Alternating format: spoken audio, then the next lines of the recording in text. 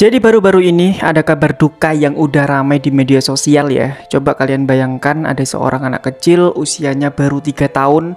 Dan anak kecil yang mungil dan polos ini itu tiba-tiba dari tubuhnya keluar banyak cacing yang membuat dia menangis kesakitan. Kisah ini benar-benar terjadi di Jawa Barat. Seorang balita bernama Raya itu harus meninggal dunia dengan cara yang mengenaskan dan menyedihkan. Tubuhnya itu dipenuhi dengan ribuan cacing. Sebuah tragedi yang bukan hanya tentang sakit, tapi juga tentang kemiskinan, lingkungan, dan kelalaian sosial di masyarakat. Gimana kronologi semuanya ini bisa terjadi? Kali ini Kasus akan membahasnya dengan detail tentang kejadian sedih ini. Dan siapkan diri kalian, mari kita bahas.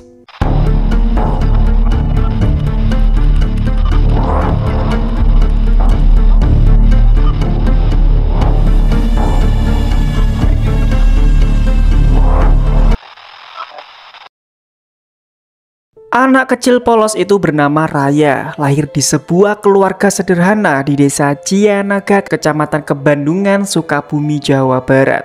Kehidupannya sejak awal itu sudah penuh dengan keterbatasan. Rumah tempat dia tinggal itu bukan rumah yang layak, melainkan bangunan sederhana yang berdiri di atas kolong dengan lantai tanah yang penuh kotoran ayam dan tak ada sanitasi, tak ada saluran air bersih, bahkan bau kotoran menyengat adalah bagian dari keseharian mereka. Ayah Raya sakit TBC, tubuhnya kurus, batuk terus-menerus, hampir tak mampu bekerja. Sementara ibunya menderita gangguan jiwa dan sering melamun, kadang juga berbicara sendiri. Dan kondisi itu membuat peran pengasuhan hampir tidak ada. Raya dan kakaknya itu tumbuh tanpa bimbingan orang tua dan tanpa pengawasan yang benar. Lingkungan kotor, tanpa kebersihan, tanpa orang tua yang sehat untuk menjaganya. Dari sinilah bibit tragedi itu mulai bertumbuh. Raya kecil sering bermain di tanah kotor. Tanpa alas kaki, dia makan tanpa cuci tangan, dan tanpa disadari, dia mulai terinfeksi cacing gelang bernama Ascaris lumbricoides. Cacing ini itu memang sering ditemukan di daerah dengan sanitasi buruk. Telurnya bisa menempel di tanah, sayuran, atau makanan yang terkontaminasi kotoran manusia maupun hewan. Begitu masuk ke tubuh anak, telur itu menetas di usus lalu berkembang menjadi cacing dewasa sepanjang 20-35 cm. Biasanya ya, anak-anak yang terinfeksi itu hanya mengalami perut kembung, diare, atau mungkin hanya lemah aja. Tapi dalam kasus Raya ini, kondisinya itu jauh lebih ekstrim. Jumlah cacing yang berkembang biak di dalam tubuhnya itu terlalu banyak. Mereka itu bukan hanya tinggal di perut, tapi mulai menyebar ke paru-paru dan bahkan ke otak anak kecil tersebut. Ini kondisi yang jarang terjadi dan sangat berbahaya. Hari-hari Raya itu semakin mengerikan. Perutnya semakin membuncit, dia itu sering muntah, tubuhnya lemah, wajahnya pucat, dan keluarga mengira dia itu hanya sakit biasa. Tapi kemudian, sesuatu yang tak pernah terbayangkan itu terjadi. Cacing-cacing itu keluar dari mulutnya, dari hidungnya, dan bahkan juga dari anusnya.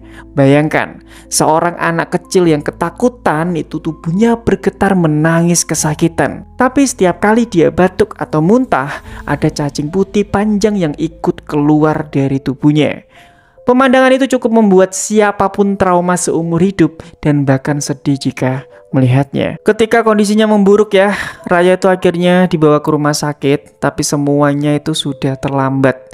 Dokter yang menanganinya itu terkejut dengan kondisinya. Mereka tuh mendapati jumlah cacing dalam tubuh Raya itu sangat banyak banget hingga menyerang organ vitalnya.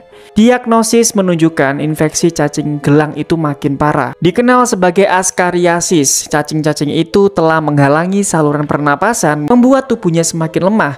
Dan yang lebih mengejutkan lagi, ada indikasi cacing juga masuk ke otaknya. Dokter saat itu berusaha memberikan penanganan terbaiknya, tapi kondisi Raya saat itu sudah sangat kritis dan menyedihkan. Organ vitalnya itu rusak, tubuhnya tidak kuat lagi menanggung begitu banyaknya cacing yang ada di dalam tubuhnya.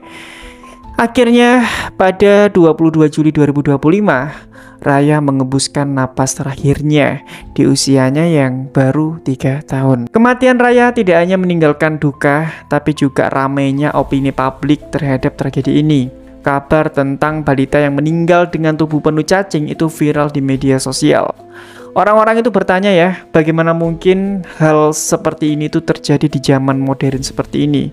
Dan ya ini hidup di Indonesia yang katanya sudah maju. Pemerintah pun juga bereaksi cepat. Kementerian Sosial turun tangan mengambil alih penanganan keluarga dan memberikan perlindungan bagi kakak raya agar tidak mengalami nasib yang serupa.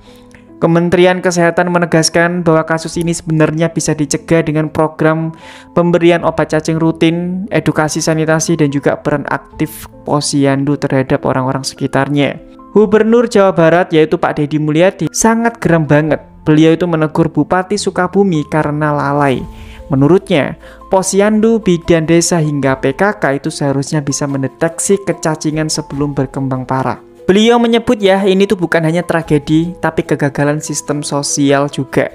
BPJS Kesehatan itu menyoroti masalah administrasi yang ternyata keluarga raya tidak memiliki NIK. Bayangkan, NIK KTP nggak punya. Jadi itu membuat akses mereka terhadap layanan JKN Mobile juga sangat terbatas. Tragedi raya itu membuka mata kita ya, bahwa kemiskinan, sanitasi buruk, dan juga lemahnya sistem sosial itu bisa berakibat fatal. Raya tidak meninggal karena kanker atau penyakit langka, tapi Raya meninggal karena cacing gelang, penyakit yang seharusnya itu bisa dicegah dengan cara sederhana.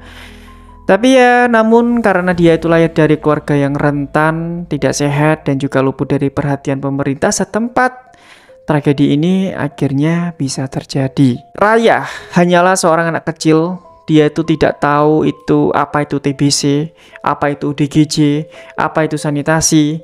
Dia itu hanya ingin hidup bermain, tertawa seperti anak-anak pada umumnya. Tapi ya hidupnya sayangnya terhenti bukan semata-mata karena takdir, melainkan karena kita gagal menciptakan lingkungan yang aman bagi anak-anak. Kematian Raya adalah tragedi, tapi lebih dari itu, ini adalah cerminan yang memantulkan wajah kita sendiri, bahwa seberapa jauh kita abai terhadap kebersihan, seberapa sering kita menutup mata terhadap keluarga miskin, dan seberapa banyak kita lalai menjaga anak-anak dari ancaman yang seharusnya bisa dicegah. Pertanyaannya sekarang adalah, apakah akan ada Raya lain di masa depan? Atau apakah kita belajar dari tragedi ini untuk tidak mengulang kesalahan yang sama? Kita doakan sama-sama ya, semoga amal ibadah Raya diterima di sisinya, dan semoga tidak ada lagi kasus-kasus menyedihkan seperti ini. Dan yang lebih penting, kalian semua mulai sekarang jangan mudah termakan oleh berita hoax yang beredar ya. Kita harus sadar bahwa kita saat ini sedang berusaha dipecah belah oleh orang-orang yang tidak bertanggung jawab. Mereka itu hanya ingin membuat kegaduhan hanya karena ingin dapat uang dari sosial media aja. Jadi ya pastikan dulu sebelum kalian itu menjudge ya, pastikan dulu akun dan kabar yang kalian baca di sosial media, agar kalian tidak bodoh dan tertipu atau termakan hoax tersebut. Ya mungkin itu aja ya. Jadi terima kasih buat kalian yang sudah nonton LKS sampai habis, dan kalian bisa baca sendiri berita ini di deskripsi di bawah ini. Jangan lupa subscribe dan sampai jumpa lagi di kasus selanjutnya. Bye-bye.